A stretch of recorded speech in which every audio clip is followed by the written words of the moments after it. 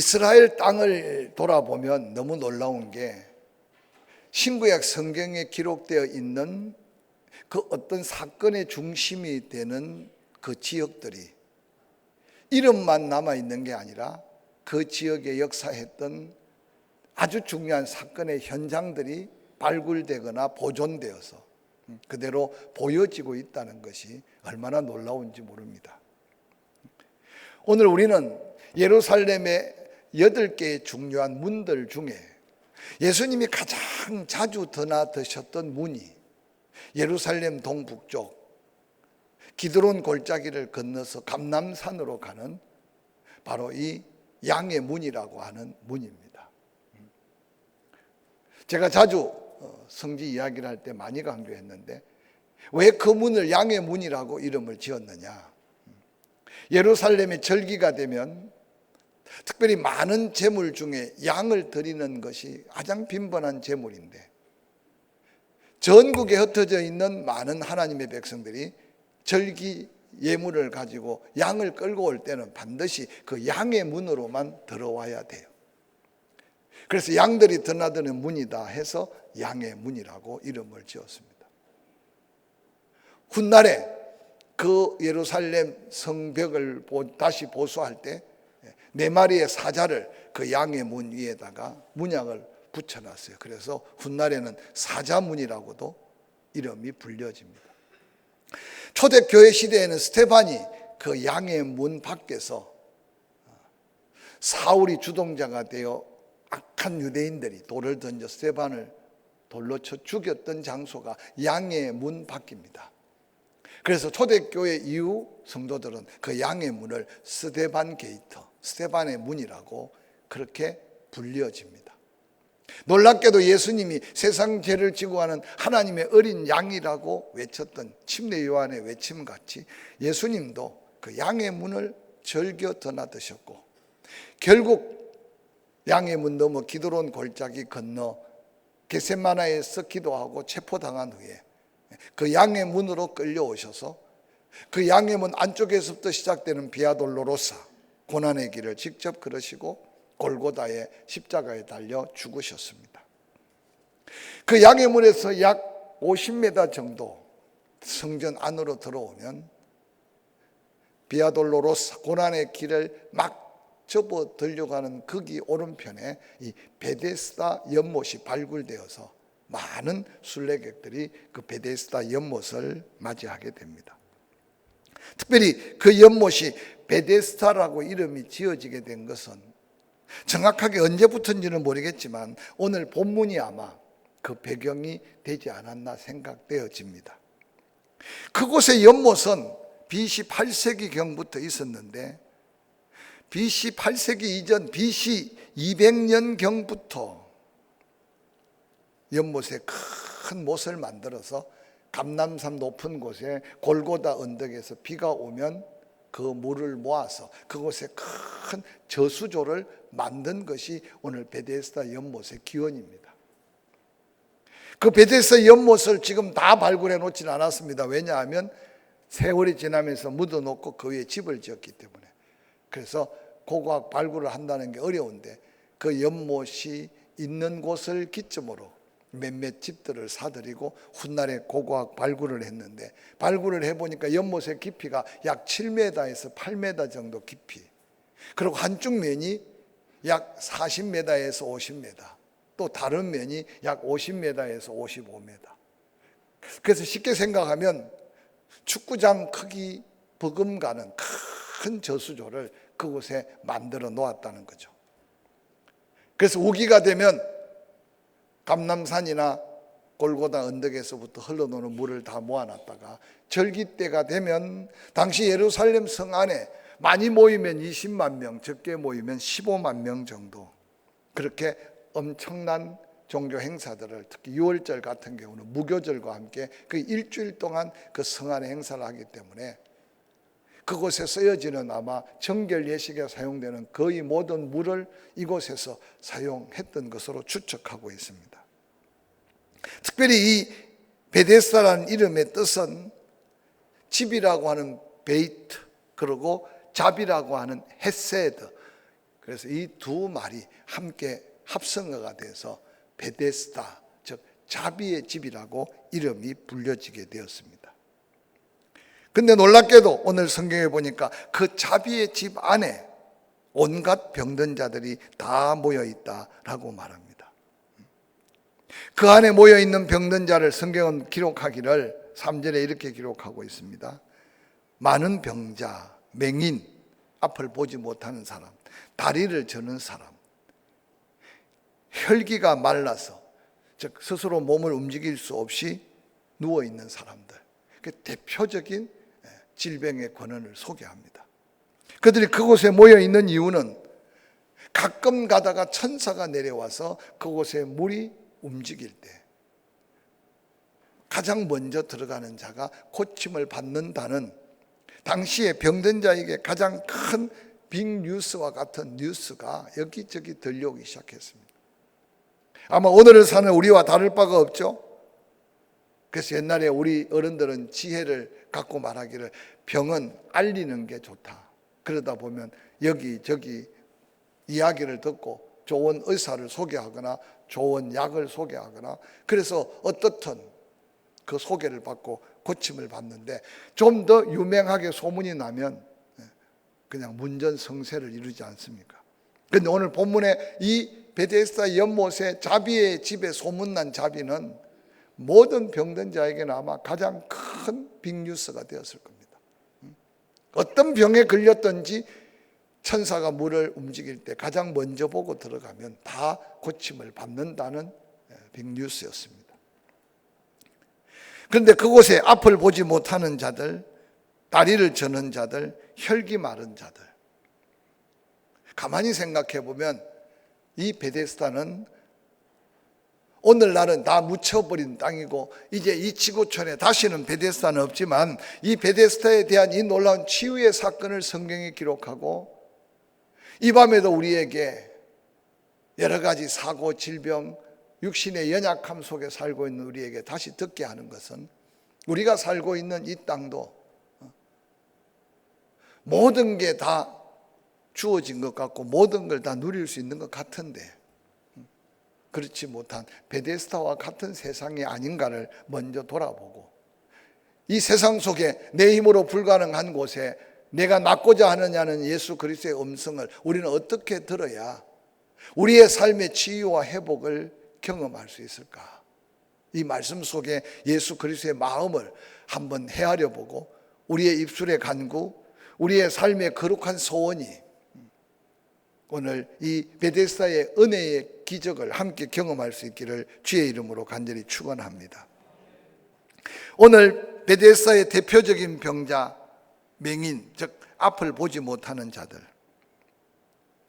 우리는 두 눈을 물뚱물뚱 뜨고 있습니다.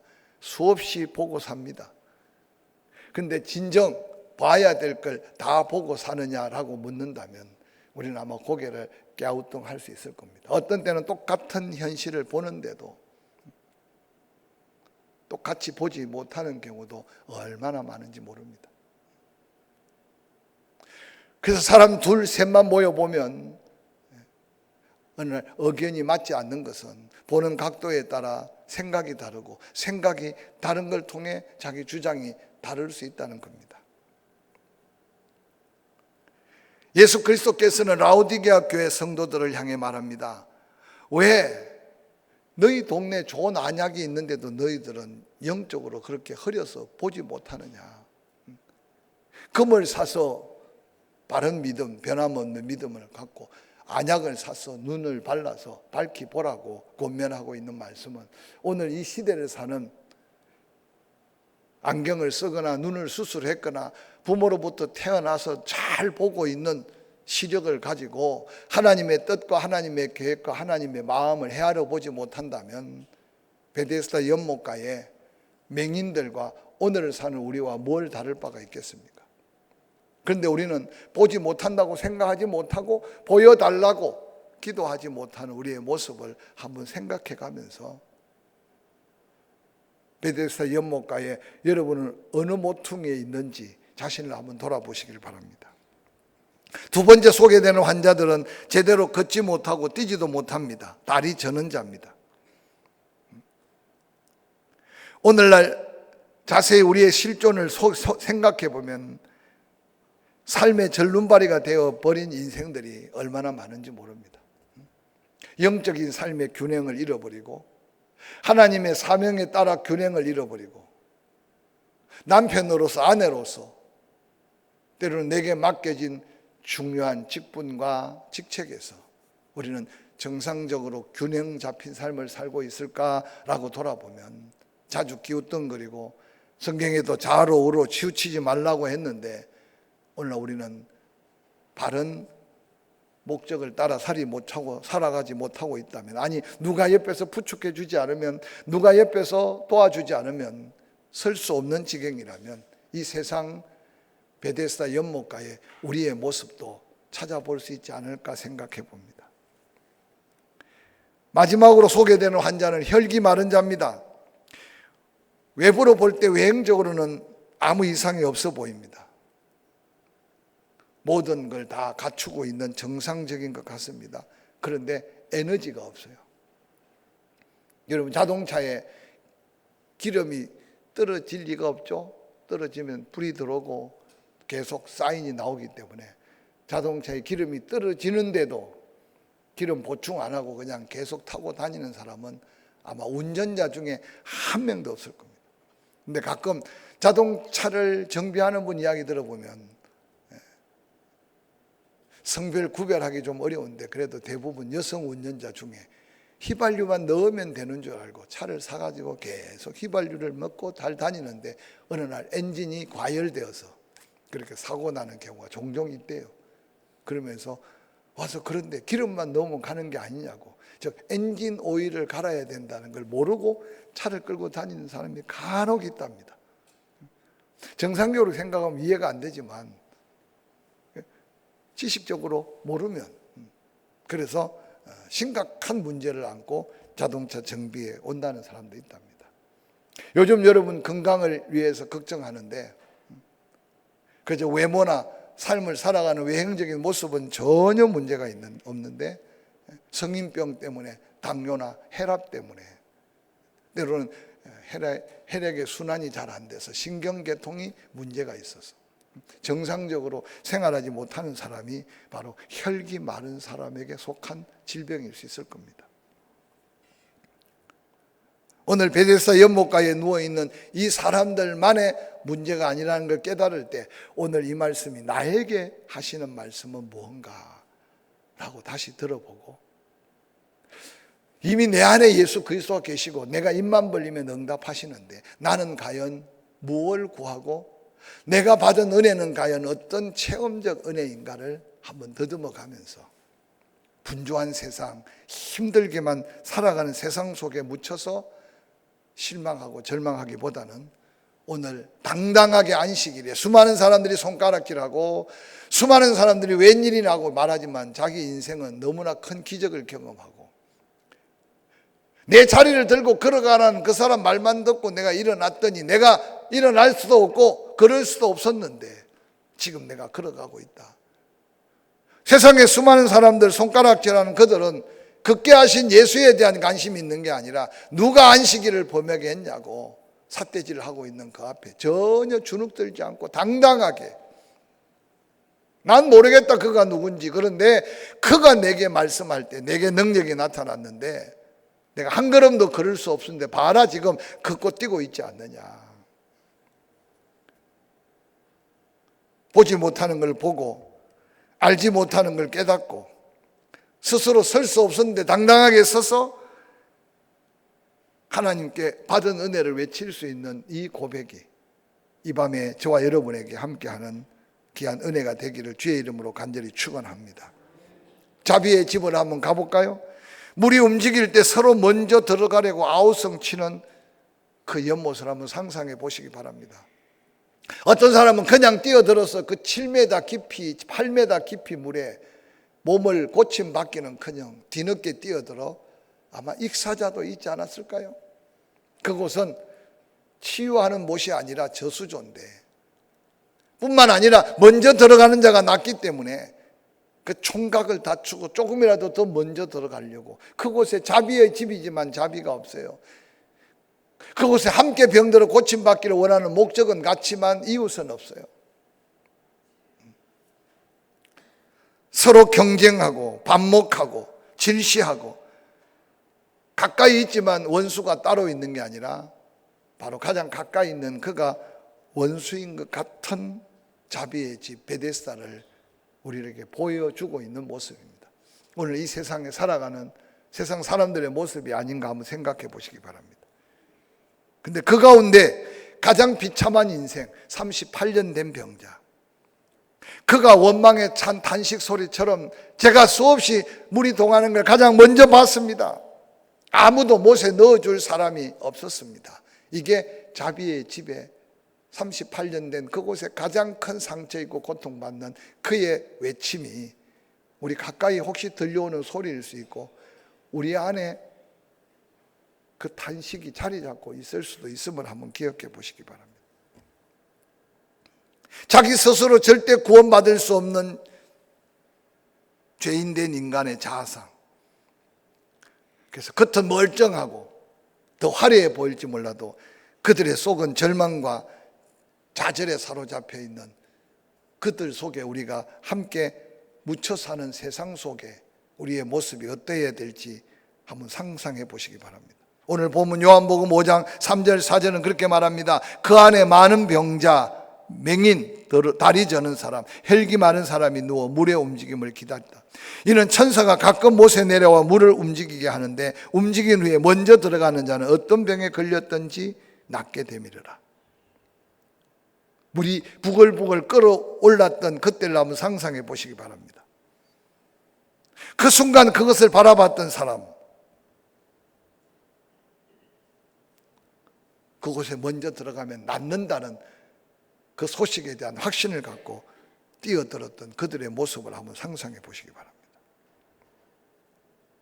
그런데 놀랍게도 그것까지도 하나님의 은혜인데도 그들은 그것이 하나님의 은혜라고 생각하지 못했습니다. 물이 먼저 움직일 때 먼저 들어가서 고침받는 것만 생각했습니다. 아마 그것을 먼저 깨달아서 은혜가 하나님의 은혜로 경험했다면 아마 그곳에 있는 사람들이 천사가 자주 오도록 하나님 앞에 기도했을 수도 있을 것이고 또 먼저 치유받은 사람이 더 중한 사람을 그곳에 넣어줄 수 있는 여유도 있었을 텐데 안타깝게도 하나님의 은혜를 깨닫지 못하는 곳에 은혜까지도 경쟁이고 은혜까지도 투기고 은혜까지도 시기와 질투의 대상이 되는 자비가 없는 자비의 집을 한번 상상해 보시기 바랍니다. 먼저 뛰어들어서 고침받은 사람의 간격만 생각할 수 있겠지만 그는 오늘 38년 된 그의 고통은 고침받고자 하는 소망은 간데온데없고 몸은 이제 완전히 더 죽어가면서 절망에 깊이 빠져있는 이 38년 된 병자를 한번 다시 바라보시길 바랍니다. 그런데 놀랍게도 그 38년 된 병자 이제는 고침받을 소망까지 버리고 육신의 질병보다는 마음의 상처가 더 깊어진 그 앞에 예수 그리스도께서 찾아오셔서 그를 일으키셨다는 것이 진정한 자비가 어디에 있는가를 보여주는 예수 그리스도의 놀라운 사랑의 역사입니다. 오늘 이 38년 된 병든 자는 버려진 사람입니다. 양문 곁에 자비의 연못이 있었지만 아무도 그를 못에 넣어줄 만한 자비를 베푼 사람이 없었습니다. 예수님은 그의 사역 중에 두 번째 이 예루살렘을 방문했습니다. 38년 된 병자가 그 가운데서 가장 처량하고 가장 절망적이고 가장 고통받는다는 사실을 예수님은 아셨습니다. 그리고 그 앞에 다가갔습니다. 내가 낫고자 하느냐? 이렇게 질문한 이유는 내가 누군지 아느냐고 묻지 않고 나으려고 그곳에 누워있는 병든 자 앞에 네가 낫고자 하느냐는 질문은 좀 이상해 보이지 않습니까? 그곳에 베데스다에 모여있는 수많은 사람들은 다 병 고치기 위해서 와 있는 사람인데 그런데 오늘 38년 된 병자는 이미 시간이 지날수록 세월이 지날수록 그가 기대하고 물이 동함을 바라보면서 넣어줄 사람이 없는 상처가 쌓이고 쌓이면서 이제 예수님이 이 질문을 할 때는 그의 마음속에는 낳고자 하는 기대도 낳고자 하는 소망도 하나도 없는 아주 절망의 상태에 있는 그 곁에 다가와서 묻고 있는 예수님의 말씀이기 때문에 우리는 그 38년 된 병자의 고통을 좀 더 느낄 수 있어야 될 것입니다. 내가 낳고자 하고 물을 때 그는 예수 그리스도인 줄 몰랐습니다. 그래서 그가 7절에 물이 동할 때 나를 못에 넣어줄 사람이 없어 내가 어떻게 애써 가는 동안 다른 사람이 먼저 내려가서 고침받고 떠나는 것을 보았다고. 그리고 이제는 더 이상 살 소망이 없음을 단식하고 있었습니다. 그는 자신이 고침받을 소망까지 잃어버리고 이곳에 누워있는 것은 다른 사람 때문이라고까지 원망하고 있는 모습이 오늘 그의 불행한 삶의 모습입니다. 나를 못에 넣어줄 사람이 없다. 이 말을 좀 더 의미 있게 원어적으로 보면 단 한 사람도 나의 도움이 되는 사람은 없다. 단 한 명도 나를 긍휼히 여겨주는 사람이 없었다. 단 한 사람도 나를 더 안타깝게 여기고 나를 먼저 못에 넣어줄 사람이 없다고 고백합니다. 그의 외로운 고통의 현장을 그대로 소개합니다. 한 사람의 친구도 한 사람도 가족도 없는 사람. 그러므로 38년 동안 육신의 병만 앓고 있는 것보다 더 깊은 심령의 병을 앓고 있는 그 앞에 예수님이 찾아오셔서 묻고 있는 이 질문이 우리에게는 어떤 질문으로 들려오는지 한번 생각해 보시기 바랍니다.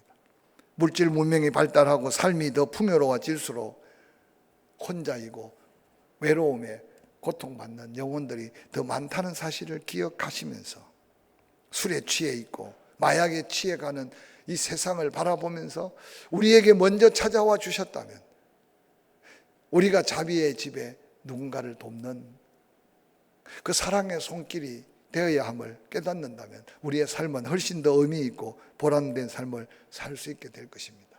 버려진 사람 곁에 다가선 예수 그리스도, 나를 찾아준 예수 그리스도를 기억하면서 우리가 그 자비의 집에 놀라운 자비가 넘쳐나도록 거룩한 사명을 회복할 수 있기를 주의 이름으로 간절히 축원합니다. 이어지는 요한복음 5장 6절에서 9절을 이렇게 기록합니다. 예수께서 그 누운 것을 보시고 병이 벌써 오래된 줄 아시고 이르시되 내가 낫고자 하느냐? 병자가 대답합니다. 주여 물이 움직일 때 나를 못에 넣어주는 사람이 없어 내가 가는 동안에 다른 사람이 먼저 내려가나이다. 예수께서 이르시되 일어나 내 자리를 들고 걸어가라 하시니 그 사람이 곧 나와서 자리를 들고 걸어가니라 라고 말합니다. 유명한 철학자 키에르케고르는 이런 말을 남겼습니다. 절망은 죽음에 이르는 병이다. 목숨이 뚝 끊어지는 게 죽음이 아니라 아무런 소망이 없는 것, 즉 절망은 죽음으로 이르게 하는 병이라고 말합니다.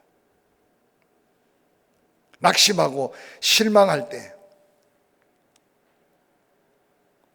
우리는 죽음 앞에 한 걸음 더 다가선 우리의 모습인 것을 기억해 가면서 예수 그리스도 앞에 내 연약함을 있는 그대로 내어놓고 절망이 변하여 희망이 되고 낙심이 변하여 새로운 사명으로 붙들어 주시는 은혜를 도전할 수 있기를 주의 이름으로 간절히 축원합니다. 한 번도 들어보지 못했던 그 말씀, 내 자리를 들고 걸어가라고 하는 그 말씀을 듣는 순간 죽음으로 인생을 끝내야 될 그가, 절망의 나날을 보내던 그가 다시 한번 새로운 소망과 희망을 가졌던 자리가 예수님을 만난 베데스다였습니다. 예수 그리스도의 그 능력의 말씀은 이 절망에 병든 자를 즉시 고쳐주셨습니다. 9절에 보니까 그 사람이 곧 나와서 자리를 들고 걸어가니라고 증거하고 있습니다. 일어나 내 자리를 들고 걸어가라, 이 말씀은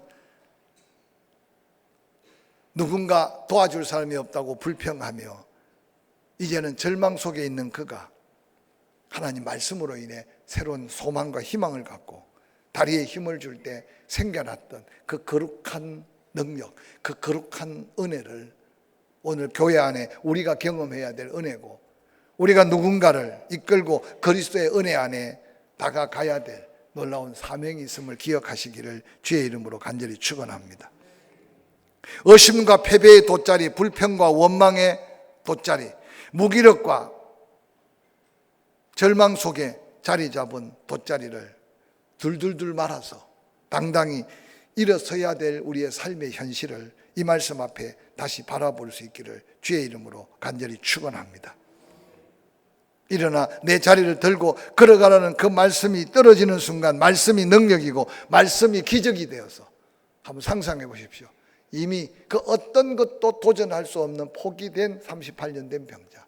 그런데 그 말씀이 떨어지는 순간 심령에 믿음의 역사가 나타났습니다. 예수신 줄도 몰랐다고 성경에는 기록해요. 그게 바로 말씀이 육신이 되고 육신된 예수 그리스도께서 선포하는 말씀이 기적이 되는 말씀인 걸 다시 한번 기억하시기를 주의 이름으로 간절히 축원합니다. 이어지는 요한복음 5장 14절 15절은 이렇게 기록합니다. 그 후에 아마 한 안식일이 지나지 않았나 생각됩니다. 그가 고침받고 난 다음 예배자로 성전에 와 있는 모습을 예수님이 발견하게 된 겁니다. 예수님이 그 사람을 만나자마자 말합니다. 보라, 내가 나았으니 더 심한 것이 생기지 않게 다시 죄를 범치 말라. 내 자리를 들고 일어나라는 그 말씀을 하셨던 그 예수님의 음성이 그대로 자기 심령에 와 닿는 거예요. 그때서야 그가 자기를 고치신 분이 예수 그리스도인 줄 알게 되었습니다. 15절, 그 사람이 유대인들에게 가서 자기를 고친 이는 예수라고 증거하며 예수 그리스도의 복음의 증인이 된 놀라운 변화를 소개합니다. 예수님은 그를 이어서 축복하셨습니다. 베데스다 연못가에서 고침을 받았으나 그 치유의 완전한 치유를 선포해 주십니다. 더 심한 것이 생기지 않게 다시 죄를 범하지 말라. 오늘 이 38년 된 베데스다 연못가에 병든 자의 그 완전한 치유가 오늘을 사는 우리에게도 필요하고 우리가 또한 누군가에게 그 예수 그리스도의 놀라운 치유를 소개해야 될 거룩한 사명이 있음을 기억하고 마스크를 쓸 때마다 기도하세요. 육신의 건강이 염려될 때마다 이 말씀을 붙들고 나는 베데스다 연못가에 어디에 있는 어떤 모습으로 살고 있는지 돌아보시기 바랍니다. 늘 강조하지만 병원 문을 두드리기 전에 다시 기도해보고 약봉지를 들기 전에 다시 한번 예수 그리스도의 이 말씀을 한번 마음에 담아보고 그래서 한 곱이 한 곱이 넘기는 것으로만 만족하지 마시고 코로나를 이겼다면 이제 하나의 어떤 독감도 이길 수 있도록 내게 은혜를 달라고 기도하면서 다시 무서운 것이 생기지 않게 죄를 범치 말라고 한 예수 그리스도의 그 말씀이 영원한 치유, 완전한 치유의 약속이 된 것처럼 남은 생에 건강에 자신할 건 없지만 믿음으로 하나님 신 건강을 가지고 사명 감당할 수 있는 저와 여러분이 될 수 있기를 주의 이름으로 간절히 축원합니다.